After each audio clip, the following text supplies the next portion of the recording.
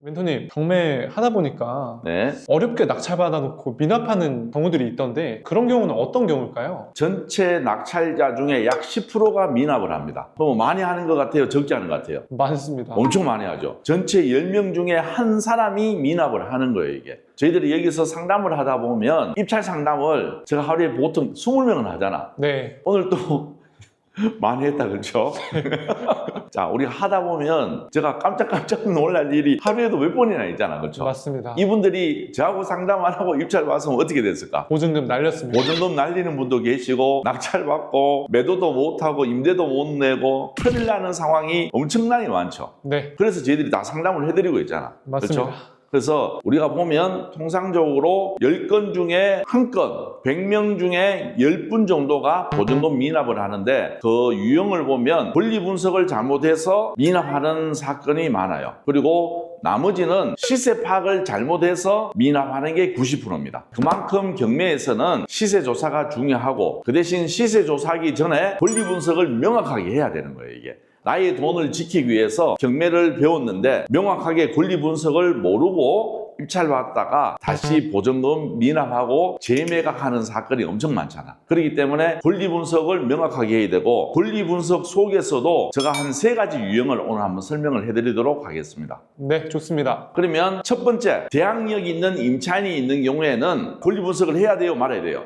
해야 됩니다. 해야 되잖아. 보증금을 내가 인수해야 되는 그 돈을 책임져줘야 되는 권리냐 아니냐가 굉장히 중요하다. 그렇죠? 네, 그러면 배당 순서에 의해서 세금 관계를 꼭 잘 봐야 돼요. 그런데 우리가 생각보다 놓치는 경우가 굉장히 많은 게 세금 문제예요. 물건을 보면서 제가 설명을 해드리도록 하겠습니다. 이 물건 한번 보도록 할게요. 24타경에 하나하나 999 양평동에 있는 신동아 하이팰리스라는 오피스텔입니다. 건물 면적이 몇 평이에요? 21평. 좋다, 그렇죠? 네, 자, 감정가가 5억 7,900에 한번 유찰되었습니다. 말소 기준은 2021년 6월 3일이고 전입일은 2020년 7월 30일 그리고 확정도 2020년 6월 26일 배당 요구 종기일은 2024년 7월 3일 보다 빨리 배당 요구를 했기 때문에 이분 세입자 입장에서는 자기 권리를 보호받을 수 있게끔 다 조치를 취하셨어요. 배당 요구했기 때문에 입찰 보는 그 금액에서 이분이 돈을 가져가겠다는 뜻이죠. 네, 여기까지는 좋습니다. 건저당권 주식회사 떠르렁 있고 건저당권 주식회사 떠르렁 있고 가압류 이렇게 있으니까 이렇게 봤을 때는 이거 입찰 봐도 될까요? 안 될까요? 될 것 같습니다. 될 것 같죠? 네, 하지만 우리가 여기서 조심해야 될 게 있어요. 무슨 관계를 봐야 됩니까? 세금 관계를 확인해야 되는 거예요, 이게.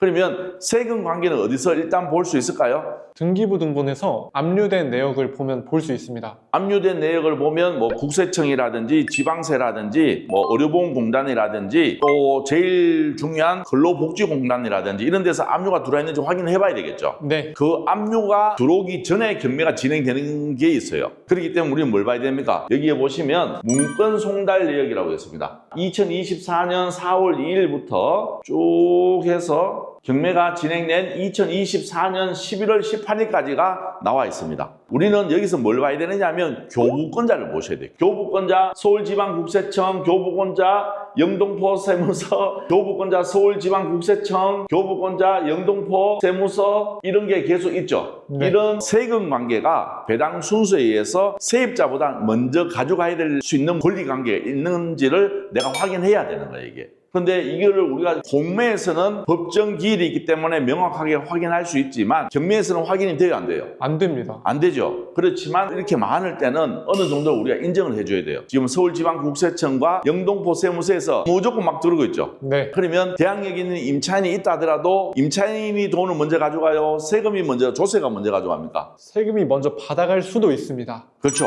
세금이 먼저 받아가는 게 아니고 받아갈 수도 있는 거잖아. 네, 명확합니다. 그렇기 때문에 우리는 이런 것은 세금을 내가 명확하게 확인하고 입찰을 보셔야 되는 거예요, 이게. 그렇지 않으면 어떻게 됩니까? 보증금을 날릴 수 있습니다. 내가 낙찰받고 사건 열람을 했다. 그러면 사건 열람을 했는데 영등포 세무서하고 어디 서울지방국세청에서 확정일자보다 뭐보다 세입자의 확정일자보다 그 전에 세금이 발생했는 것에 대해서는 배당 순서에 의해서 걔들이 먼저 가져가고 낙찰자가 어떻게 해야 돼요? 인수입니다. 세입자한테 돈을 줘야 된다 이 말이에요. 네, 그래서 우리는 보시는 것처럼 문건 송달 내역을 통해서 이렇게 많은 교부권자들이 있는 경우에는 꼭 점유자, 세입자를 동행해서 세금을 확인하고 제가 입찰 봐라 그러죠. 맞습니다. 그렇지 않으면 차라리 입찰을 보지 말든지, 꼭 입찰을 보려고 하면 무조건 점유하고 있는 세입자를 만나서 양해를 구하고 이 세입자를 통해서 우리는 세금을 확인하고 입찰을 보셔야 돼요. 내가 이렇게 하면 그냥 입찰 보는 것보다는 수고가 많아요, 적어요? 많습니다. 많기 때문에 수익이 클까요, 작을까요? 커집니다. 예, 커진다 이 말이에요.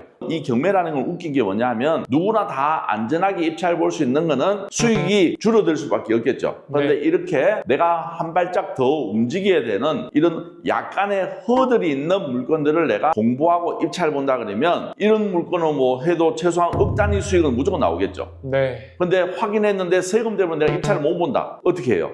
이 물건을 포기해야 되겠지. 그렇지만 나의 성장이 있었는 거잖아. 이렇게 한번 해봄으로써 명확하게 세금 관계를 이해하고 점유하고 있는 세입자한테 이렇게 하니까 이 사람이 나하고 같이 동행을 해주더라. 이런 뭔가 확신을 가질 수 있겠죠. 네. 그러면 내가 그만큼 성장이 됐는 거고 당장 오늘은 내가 수익을 못 냈지만 내일은 내가 수익을 낼 수 있는 밝은 사람이 될 수 있는 거예요. 이게. 이해되시겠죠? 네, 이해했습니다. 네, 이렇게 해서 꼭 체크를 하셔야 된다. 그리고 두 번째는 어떤 게 있느냐 하면 대항력이 있는 임차인 있죠. 우리가 요즘 허그 포기 물건 많아요, 적어요. 많습니다. 엄청 많죠. 네. 그러면 우리가 매각 물건 명세서라든지 이런 거 봤을 때는 대항력 포기했으면 안전해요, 안 안전해요? 안전합니다. 근데 그건 1차적인 생각입니다. 여기서 또 함정이 있는 거예요, 이게. 어떤 물건인지 제가 보여드리도록 할게요. 자, 이 물건도 봅시다. 23 타경의 551892 인천 계양에 있는 강제 경매로 진행하는 빌라입니다. 건물은 16평이고 감정가는 1억 5,500에 연식은 2004년, 말소 기준은 2023년 12월 15일. 전입은 언제예요? 21년 2월 18일. 2021년 2월 18일. 확정도 2021년 1월 26일 배당도 배당 요구 종길 이전에 배당 요구했기 때문에 이분은 권리를 할 수 있는 거 다 했다, 그렇죠? 네. 이렇게까지 봤을 때는 권리상 전혀 문제 없어요. 그리고 우리가 또 매각 물건 명세서를 봐야 되겠죠? 네. 자, 매각 물건 명세서를 보시면 최선 순위 설정이 2023년 12월 15일 전입일자를 봐야 된다, 그렇죠? 네. 최선 순위 설정일보다 빨리 전입되어 있는 사람 확인해야 된다, 그렇죠? 네. 확인했는데 주택도시보증공사는 2021년 2월 18일이니까 대항력 있죠. 네. 확정일자도 있다, 그렇죠? 네. 그리고 중요한 건 배당 요구 종기일 이전에 배당 요구했어요. 권리상 문제 있다, 없다? 없습니다. 없죠. 하지만 우리 여기서 뭘 보셔야 되느냐 하면 최선 순위 설정이 2023년 12월 15일 얘보다 빨리 전입했는 사람이 있는지 확인해야 된다, 그렇죠? 네. 근데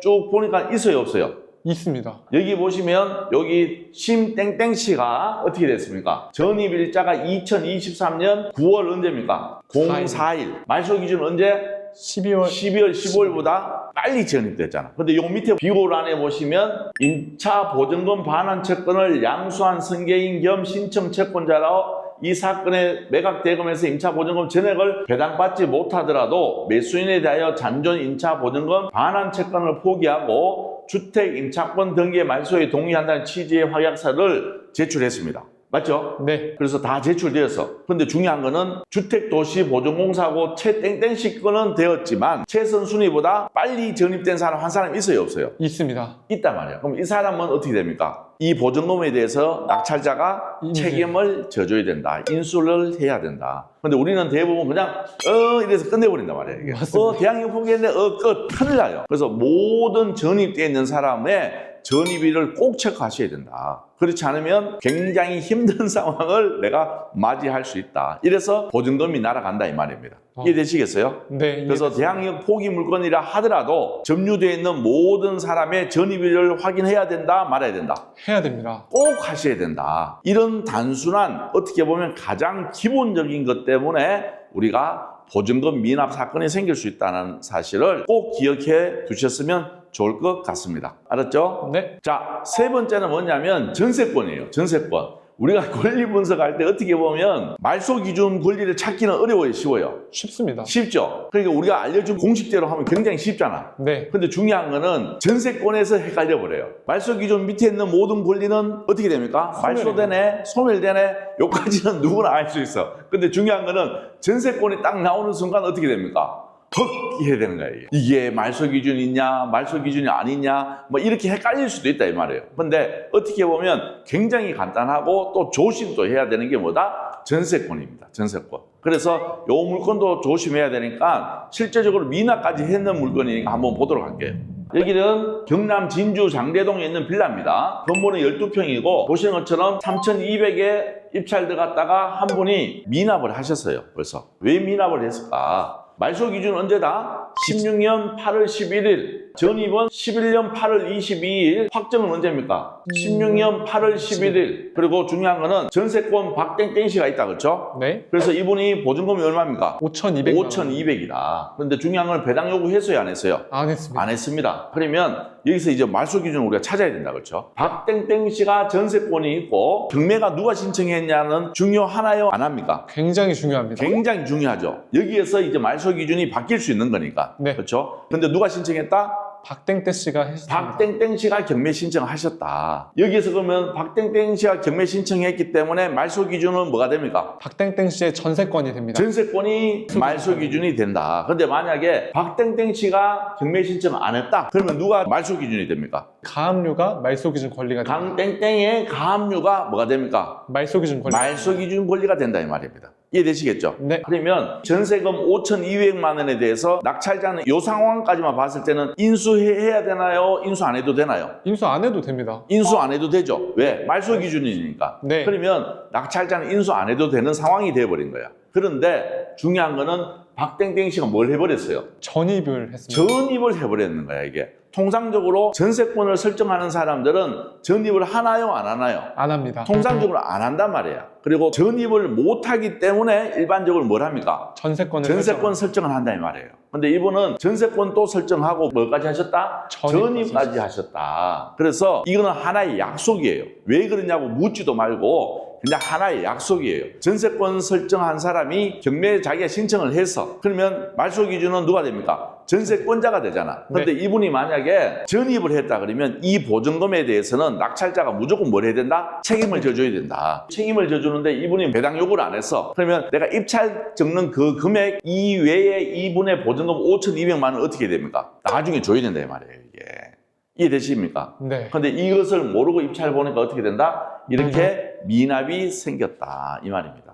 이해되시겠죠? 네. 전세권은 약간 헷갈릴 수 있는데 단순하게 정리해드리면 전세권이라는 A라는 사람이 있어요. 근데 이분이 본인이 경매 신청했느냐 안 했느냐가 첫 번째 보셔야 되겠죠. 네. 본인이 경매 신청했다 그러면 말소 기준이 되나요 안 되나요? 됩니다. 오케이. 말소 기준이 되면 낙찰자는 이분의 전세금에 대해서 책임을 질 의무가 있나요 없나요? 없습니다. 없죠. 근데 전세권자가 경매 신청을 안 해서 제3자가 경매 신청했어. 그럼 어떻게 됩니까? 이분은 말소 기준이 되나요 안 되나요? 안 됩니다. 안 되겠죠. 안 되면 이 전세금에 대해서는 배당 순수에 따라서 진행됩니까? 안 그러면 낙찰자가 인수해야 됩니까? 선순위라면 낙찰자가 인수해야 됩니다. 선순위면 낙찰자가 인수, 후순위면 소멸입니다. 소멸된다 이 말이에요. 맞죠? 네. 하지만 이 두 가지 상황과 상관없이 전입이 되어 있다면 이 전세금에 대해서 무조건 책임을 져줘야 된다고 생각하시면 돼요. 배당 순수에 의해서나 선순위라 하더라도 어찌됐든 낙찰자가 이 보증금에 대해서 책임을 져 주셔야 되는 거잖아요. 맞죠? 네. 네, 이렇게 된다. 이게 조금 헷갈릴 수 있지만 물건을 갖고 저희들한테 질문해 주시면 저희들이 굉장히 쉽게 또 그 이유를 하나하나 조목조목 다시 한번 설명드릴 수 있겠죠? 네. 이제는 본인이 설명해 줄 수 있어요, 없어요? 있습니다. 있을 것 같아요? 네. 잘하고 있습니다. 전체 경매 사건 100개 중에 10건이 미납 사건이 생깁니다. 그 미납 사건 10개 중에 9건이 시세 조사를 잘못해서 미납이 생기는 거고 그 10개 중에 1개가 권리 분석을 잘못해서 미납이 생기는 겁니다. 그래서 우리는 공부를 하지 말라고 하지만 아주 기본적인 거 정도는 알고 여러분들이 경매 입찰을 하셔야 됩니다. 그래서 오늘 제가 정리를 해드릴게요. 첫 번째 뭐였습니까? 체납 세금을 확인해야 되는 거였습니다. 대항력이 있는 임차인이 있을 때는 세금을 꼭 확인한다. 어디서 확인한다? 문건 송달 내역에서 교분권자가 있는지 없는지를 꼭 체크하셔야 됩니다. 네. 알았죠? 네. 두 번째는 뭐가 있었죠? 허그에서 포기했다고 그냥 무작정 입찰 보시면 큰일 난다. 허그 포기 물건도 말소 기준이 무조건 있습니다. 그 말소 기준보다 먼저 전입되어 있는 제3의 세입자가 있는지를 꼭 체크를 하셔야 됩니다. 그렇지 않으면 그 3의 세입자의 보증금을 낙찰자가 인수해야 된다. 책임을 져줘야 된다는 뜻입니다.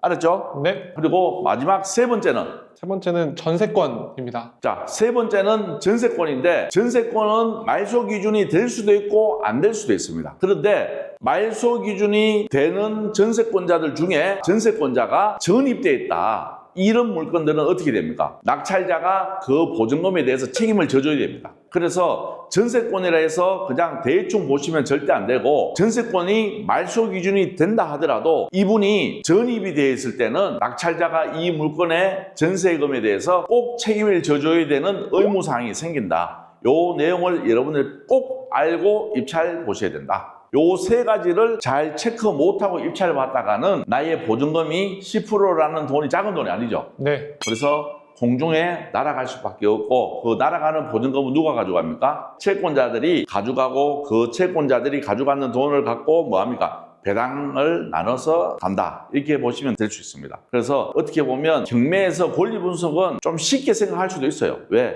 다들 쉽다고 얘기하지만 이런 함정이 꼭 있다는 사실을 꼭 아시고 절대 경매에서 권리 분석을 쉽게 생각하지 마시고 그렇다고 권리 분석에 집착하다 보면 아무것도 못해요. 그래서 저희 아니더라도 경매를 좀 아는 사람 때로는 입찰 보기 전에 나의 물건을 상담해 줄 수 있는 그런 멘토들이 있는 것을 저는 적극적으로 추천해 드립니다. 그렇게 해야지 내가 조금 지식을 쌓고 알아가는 동안에 나의 자산을 안전하게 지키면서 뭐 할 수 있어요? 수익을 만들어 갈 수 있다 이 말입니다. 남들 수익 낸다고 다 수익 낸다고 절대 자만하지도 마시고 기본에 충실하시면 이런 실수는 절대 안 하시리라 저는 믿고 있습니다. 알았죠? 네. 자, 오늘 수고했습니다. 수고하셨습니다. 네.